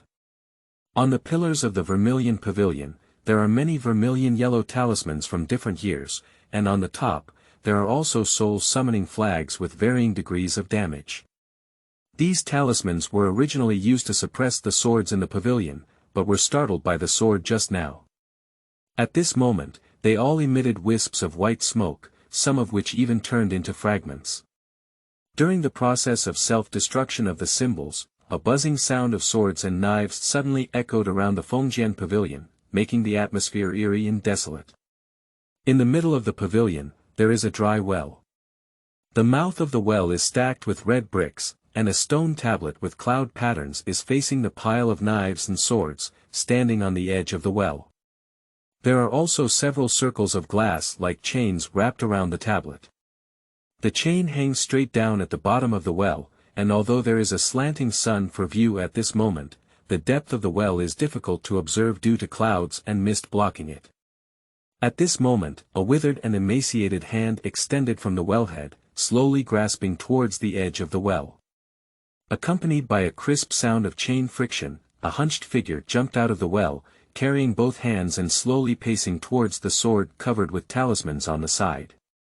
Its target was the silver-white long sword that had just appeared. "You finally came back, Shichin." With a hoarse and slow tone, the buzzing of swords and knives suddenly stopped. The scene was eerie quiet, except for the regular crisp sound of the shell wind chimes hanging on the eaves of the pavilion under the gentle breeze, as if calling out to the departed soul. Without receiving any response, the hunched figure reached out to caress the sword that had been sealed by the talisman in the pavilion and had lost its former luster. In the end, its hand rested on the only sword that had broken the talisman and was named Shichin, with a serious tone mixed with melancholy. "It seems that you are dissatisfied with the new owner chosen for you by the owner of the Fengjian Pavilion." Guilingdu's sword coughed and turned to pull the chain at the mouth of the well. "Door, bring me the bamboo basket that I placed on the stone table," he said at the same time as a dog barked from the bottom of the well. The chains began to sway slightly. Upon seeing this, the Guilingdu's sword grabbed the chain and lifted it outwards. In no time, an old bamboo basket was pulled up. Inside was not only a scattered book with scattered pages and a moldy jujube cake, but also a thin black-haired little dog lying on its stomach. At this moment, the little thing jumped out of the basket and wagged its tail at his feet, seemingly begging for food. "Go, I'll get you some food later." Guilingdu's sword held Doer's neck skin and carefully flipped through a few pages of scattered books in the bamboo basket. After that, he threw Doer back into the basket with a chain and placed it back at the bottom of the well. Doer, who was despised by the Guilingdu sword, returned to the bottom of the well and barked a few times at the misty mouth to express her dissatisfaction. Guilingdu's sword placed the paper in his hand on the edge of the well, and after looking at it for a while, he muttered to himself, "The swords in the Fengjian Pavilion were all collected from various sources by the owner of the Fengjian Pavilion, who was wandering in all directions and difficult to find. However, I am just a physical mortal who does not know how to practice qi and build a foundation. However, due to my claimed fate, I was caught here and became a laborer in charge of the Fengjian Pavilion. It has been 100 or 200 years since then. Although Fengjian Pavilion does not participate in the struggle between good and evil, and maintains a neutral attitude, anyone who comes here to seek a sword, regardless of good or bad, will not refuse. However, the premise is that the person who comes to seek a sword must be on their designated list. This is a rule that I automatically abide by when I come here. Based on this alone, it can be seen that the founder's identity is extraordinary. For these 100 or 200 years, I can't go anywhere, can only guard this inch of the world and choose a new owner for the sword in Fengjian Pavilion.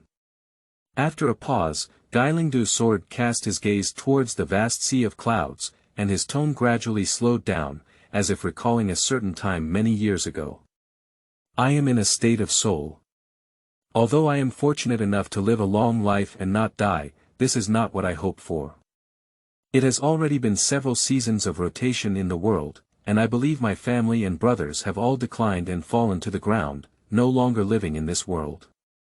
Old man, aren't you saying so much just to borrow my sword body to carry the soul and leave this place? I can help you, but this matter is dangerous. As an equivalent reward, you need to erase my name from Zeqi Heng's sword book. I don't want him as the master. A slender red figure flashed out from within the Shichen sword, and before he could see her appearance clearly, it turned into a wisp of smoke and disappeared without a trace. However, judging from her size, she appeared to be a little girl. At the moment when this figure appeared, it seemed like a sigh, and a series of sword clanging erupted around them, completely forgetting the oppressive feeling that the puppet spirit crossing sword had given them just now. Your evil thoughts and demonic breath have increased significantly compared to before.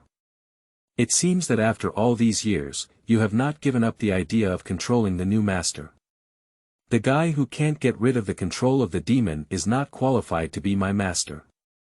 Even if it's the reincarnation of Zhui Yan, doesn't it qualify? Even if it's a reincarnation, it's not possible. I only recognize Zhui Yan himself. I am the sword of the past life, and he is the soul of the future. Even if it's the same person, in Shi Chen's view, the essence of the past life and present life is different, and no one can replace his position. With the crisp sound of the girl's voice rising, a faint mist wrapped around the Shichen sword, gradually transforming into the blurry figure of the previous moment. After a while, I saw a girl who looked like she was 13 or 14 years old standing on the floor with bare feet, wearing a worn ruse skirt that was stained with mottled blood stains and could not see its original color. At the moment, she was staring at the old face of Guilingdu coldly, with a smile on her face, which was very penetrating. The Guilingdu sword looked at the body that had not yet fully formed, and could only imagine the sinking of the sword.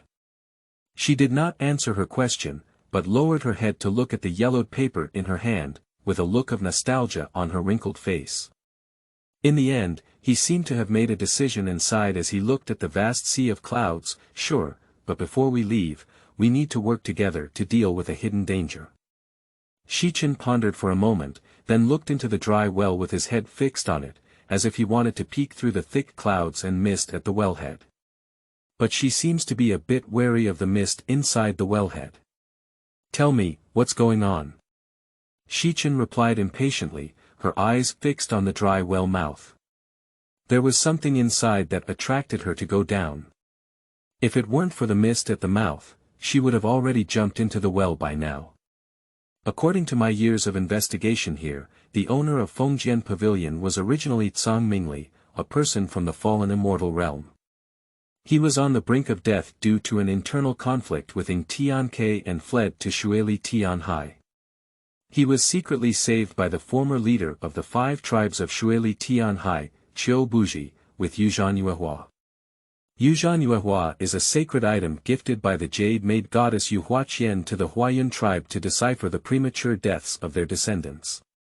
The descendants of the Huayun clan have far more aptitude in martial arts cultivation than ordinary people, but due to the loss of the Yuzhan Yuehua, their destiny is flawed. They either fell ill early or suffered from hidden diseases, making it difficult to achieve success. The former first clan of the water-scaled heavenly sea martial arts path gradually fell as a result. The incident of Qiu not being a single person but barbarians later became the trigger for the differentiation of the 5 ethnic groups in Shuili, Tianhai, and Tianhai. At this point, Guilingdu's sword flipped through the paper in her hand and saw Shichen leaning against the edge of the dry well, yawning wearily.